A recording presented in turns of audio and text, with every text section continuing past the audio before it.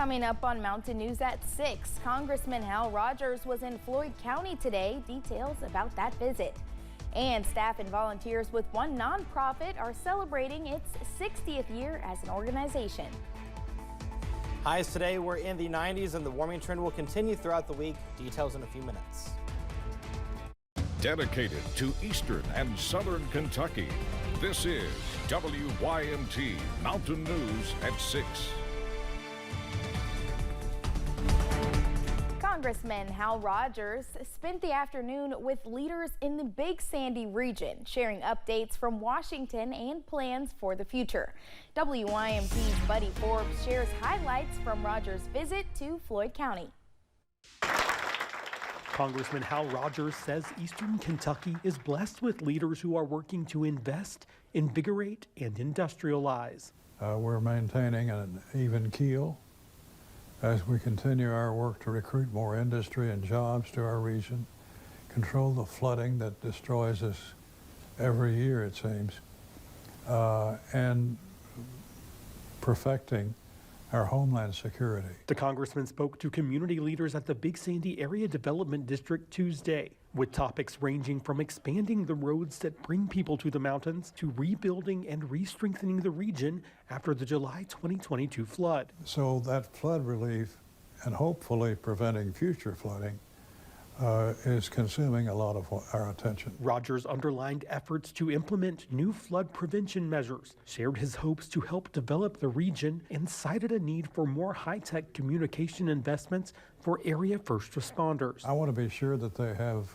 all of the equipment that they need in their job, because they're protecting us. He says he has worked to earmark funding to support those efforts, among other things, as part of a nearly $150 million request in next year's budget. So we have now passed all 12 of those funding bills through the House Appropriations Committee and headed toward the floor of the House. Saying no matter how hectic things are at the nation's capital, the region has people fighting for its future. In Floyd County, Buddy Forbes, WYMT Mountain News. Rogers said the Big Sandy Area Development District is doing important work, bringing area leaders to the table to collaborate and strengthen the region. So updating them on the work in Washington was crucial. One person is dead after a crash in Laurel County. Officers with the London Police Department responded to the three-vehicle crash that happened on South Main Street and Armory Street last week. 87-year-old Shirley Smith was one of the drivers involved in the crash. She was taken to CHI St. Joseph London Hospital before being transferred to UK Hospital. Smith later died from injuries sustained in the crash. In Tennessee, a Campbell County man is facing a host of charges after he reportedly sold drugs out of a stolen car. Yesterday, detectives were investigating drug activity on Tennessee Street in Caryville when they spotted a drug deal between a pedestrian and the driver of a Buick Verano. That is when they stopped the Buick, driven by John Isley. Police found approximately 1.5 pounds of meth with other drugs and more than $1,200 in cash. We now know the next court date for a man accused of stabbing and killing his 67-year-old stepfather over the summer. Eric Hibbard is scheduled for a pretrial conference on September 27th. Hibbard was indicted for murder last week. Kentucky State Police say on July 30th, Hibbard stabbed Norman McCreary several times in the neck and torso during an argument. Police say 2 of McCreary's grandchildren witnessed the attack. Police in Laurel County are asking for help finding a person regarding a theft case. Here is a photo of the suspect. Officials with the sheriff's office say he was involved in thefts in the North US 25 area of the Pittsburgh community. If you have any information about the case, you are asked to contact the Laurel County Sheriff's Office at 606-864-6600. In West Virginia, police are asking for help finding a side-by-side that was reportedly stolen. Take a look at your screen. Police say this 2022 Polaris RZR was stolen from the Holden area in Logan County on Sunday. If you have any information about this, you are asked to contact the Logan County Sheriff's Office at 304-792-8590. Well, as forecasted, we had temperatures today in the low to mid 90s. Some places did see heat indices in the upper 90s, even low triple digits. Take a look at the temperatures right now at the 6 o'clock hour. We're at 93 in Monticello as well as Somerset. Irvin's at 93, Ashland's at 94, Prestonsburg's at 90. We're at 90 in Manchester, and then same story in Harlan as well as Jonesville. Take a look at the feels like temperature. Monticello, Ashland had heat indices in the triple digits. Monticello's at 97, 94 in Somerset, 90 in London. Manchester's at 96, 91 is the temperature in Harlan. Now the heat advisory for Wayne County in West Virginia is still going on until tomorrow at 8 p.m. because of the excessive heat. All is quiet on live pinpoint Doppler radar right now, and again, this will get a break as we go throughout the next several hours. And speaking of the next 12 hours, we'll see a temperature of 82 by 9 o'clock. 11 o'clock, we'll see temperatures in the upper 70s and low 80s, low 70s by 7 a.m. When you wake up in the morning, look at this, folks. It's going to be mild. Temperatures in the 60s and 70s, low 70s towards Prestonsburg, Moorhead, Jackson, Hazard, 69 Harlan, 64 Manchester, 68 in London, as well as Irvin, 66 Somerset. Jacksboro is going to 68 degrees, and then upper 50s towards Clintwood. I'll have your first alert forecast coming up in a few minutes. Madison.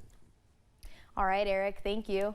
People who owe back property taxes in Rowan County are getting a break. The county clerk announced on social media this morning that people now have until September 30th at 10 in the morning to pay their taxes, giving the people who owe an extra month to pay it in full or work with the county attorney on a payment plan to avoid liens being put on the property, which can cost even more to get cleared up.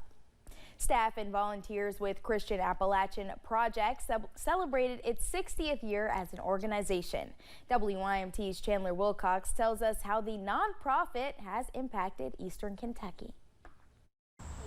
60 years in, Christian Appalachian Project continues to serve the mountains. We've just been blessed with donors that support us, that we can add extra services that we identify in the area. Christian Appalachian Project offers several services, including home repairs. Staff say they have helped repair approximately 116 homes since the July 2022 flood. We've been concentrating on helping folks get back in their homes, doing repairs, disaster relief recovery.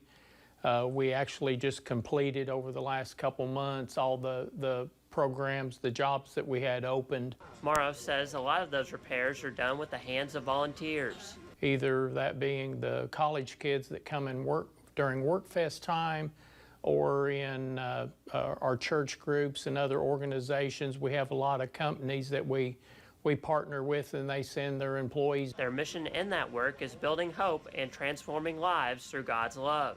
Being able to share the gospel, talk about my faith, and show that through compassion.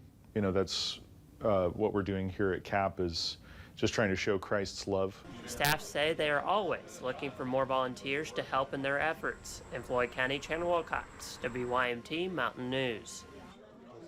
Staff says the Christian Appalachian Project serves parts of each state in the Appalachian region. In Laurel County, a missing person in a canoe was found safe on the Rockcastle River. The London Laurel Rescue Squad first got a report Sunday night about a canoeist who was late to return. Crews started to search but found nothing. The next morning, they used a helicopter and ATVs to spot canoe markings in the mud. They finally found the person safe in the B-Rock parking lot. The Hazard Perry County Chamber of Commerce is hosting its 70th annual Civic Night. Hundreds of people are making their way to Hazard Community and Technical College for the awards ceremony. Each year, several community members are awarded for their service in the community. President Janet Smith says it is a good way to honor the hard work and advancement in the community. And we will be honoring a Man of the Year, a Young Man of the Year, a Woman, and a Woman of the Year. All these organizations and these people are vital to the community and the county, and we need to continue to support these people and let them know that we do appreciate everything that they do. Our very own Steve Hensley is emceeing the event. We will have extended coverage of the night, including those who were recognized tonight at 11. All right, here's a look at the weather headlines for tonight. First of all, the 90s will continue as we go throughout the next several days. Small rain chances later on in the week, and finally, some relief. Details on the First Alert forecast in a few minutes. Nearly 70 vets in Kentucky go on an honor flight, a one-day free trip to the nation's capital. More about that trip coming up. Visit